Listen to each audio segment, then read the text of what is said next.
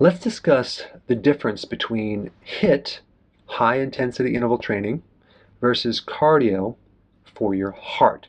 Which one is better? And the answer is high intensity interval training. Now you would think high intensity exercise would be more harmful to the heart than a lower type, longer sustained exercise, but it's not. And that has to do with what's happening in a heartbeat, okay?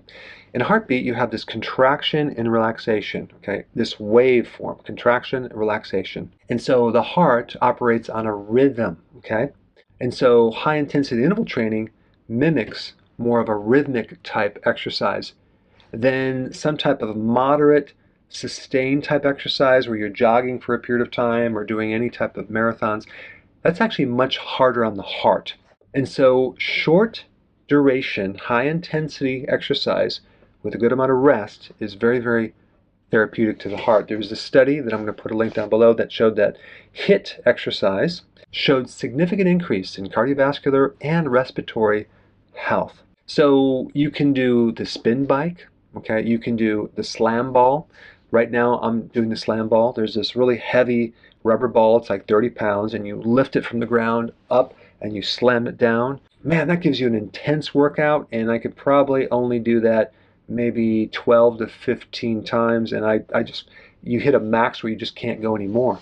So you get this huge spike in pulse rate, so then you stop what you're doing, let the pulse rate come down to a good level, and then do it again, okay? But you only need to do it like between, 3 to 7 cycles, and that's it. Of course, the key is the rest, and I'm going to talk about that in a little bit. Then you have something called plyometrics, which you're hopping on like a platform back and forth. That will give you a really good high-intensity interval training workout. And there's many other things you can do. You don't even need equipment. Sprinting is another really good one, but of course you need good joints for that. And if you're like 80 years old and you have arthritis, not a good option. But if you're younger and you can do sprint training, it's probably one of the best exercise because it's so intense and you're working every single muscle in your body in a very short duration. I mean, just take a look at these sprinters that sprint for 100 yards, right? In 10, 11, 12 seconds. I mean, that's a short workout, but that's intense. You do several of those with a good amount of rest in between, you're going to create some serious improvements in your health. The other thing they noted in the study is that it was safe for people with high blood pressure and even with people who had heart problems. Of course, check with your doctor before doing this, but it's safer than you think, especially if you're giving your heart a good amount of rest. The other thing that high-intensity interval training will do is it'll increase something called VO2 max. And this is the amount of oxygen that feeds the muscles, okay? So it'll actually help you with that. And it will increase growth hormone as well as testosterone, two very important hormones, especially as we age. So we're dealing with like 3 variables. We're dealing with the intensity of exercise, we're dealing with the duration, and we're dealing with the recovery. With HIIT training, we want a high intensity, okay? We want short duration, okay? Because the longer duration, the more you're going to increase cortisol, which is not good. It's going to add more stress. And then we want a good amount of recovery. So we create this short-term stress, we create less cortisol, improve recovery, we improve the parasympathetic nervous system. Now, what happens when we spike our pulse rate high, we have a part of the nervous system called the sympathetic nervous system that is raising our pulse rate up to a certain peak, right? And as soon as we stop exercising, the pulse rate should come down. Now, what's responsible for the pulse rate coming down is the parasympathetic nervous system. The parasympathetic nervous system is all about recovery, and it's an active wave-like mechanism that's literally pushing down your pulse rate actively. And in practice, I had a machine that measured that. It used something called heart rate variability technology, and it measured part of the autonomic nervous system.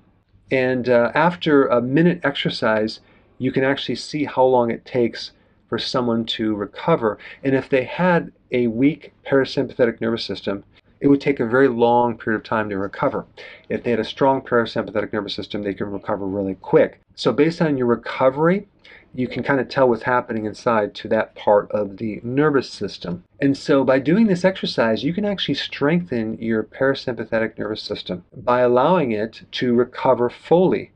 So what I would recommend is do like a 20-second or even a less intense workout, and then rest for about 2 to 4 minutes to allow that pulse rate to come all the way down, and then do it again and again and again, like 3 to 7 sets, and that's all you need to do. I highly recommend this workout. Add it to what you're already doing, and I think you're going to really see some amazing changes, not just with your heart, for your whole body. Hey, before you leave, I just wanted to give you a little quick history on some of the books that I wrote. This was one of the first books. It's called Dr. Berg Body Shapes. It was my attempt at writing about body types. What was very interesting about this book is I actually did all the images myself. Don't ask me why. They look actually not quite as professional as some of the images that I have in the new book. But anyway, this is my first attempt right here called Dr. Berg's Body Shape Diets. And then I wrote a book more extensive called The 7 Principles of Fat Burning. I don't even have a copy anymore, actually, because it's outdated. The next book, I put about 1,000 hours into this one right here called The New Body Type Guide. Major updates on the body types. I put a lot of energy into this. It has professional images, graphics, all sorts of things. Now, the problem with this book is it doesn't really describe what this is really about. Body types are only a small portion of what's in this book. And that's why I changed the name to the Healthy Keto Plan, okay? If you happen to have this book, you don't really need this book because there's only very, very minor updates. But if you don't have this, you need to get this one right here. This book goes into every single detail that you would ever want to know about. It goes into the 7 principles of fat burning. It goes into hormones, the body types, the basic keto plan. It goes into intermittent fasting. I talk about the 10 fat burning triggers and blockers and fat burning strategies with a lot of details in every single chapter. I go into body issues that interfere with losing weight. There's very few people that just have a weight problem. They have a lot of body issues, whether it's sleeping problems, stress problems, inflammation, menopause. I cover that extensively in this book.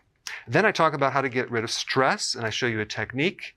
Then I get into exercising. And then I have a lot of really good recipes in this book as well. So this is a good reference guide.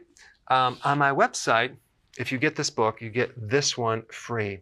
It's called Healthy Keto and Intermittent Fasting. This is the shortcut, quick guide to this book. And the reason I created this book is to have you, within 45 minutes, learn how to do keto, okay, in intermittent fasting, exactly what you need to do. Then you can fill in the blanks with this book right here. So right now I'm doing a special. If you get this book, you get this one totally free, or you can go to Amazon and get these individually. So I just want to clarify the difference between this book and this updated one right here. If you don't have this, you need to get this right here. That way you can get the exact correct information to do it healthily.